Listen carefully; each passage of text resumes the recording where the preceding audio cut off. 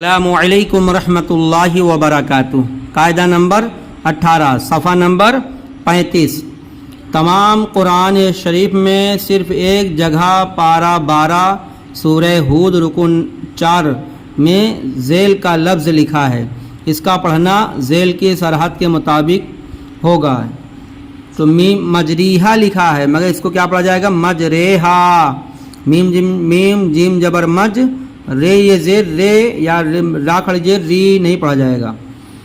تو مجریحہ اس کا تلفظ مجریحہ نہیں ہے، مجریحہ رے زیر رے یہ والا یہ رہے گا۔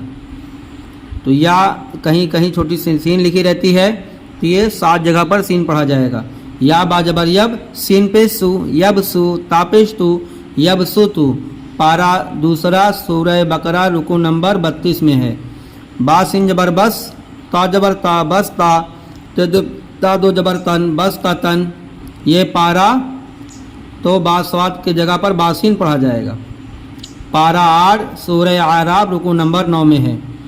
ہم المسیطرون تو سواد کی جگہ پر سین پڑھا جائے گا، میم پہ اسمو سین یا جبر صحیح کہا جائے گا۔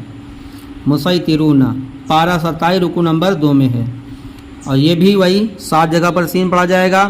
بمسیطرین پارہ 30 سورہ غاشیہ میں۔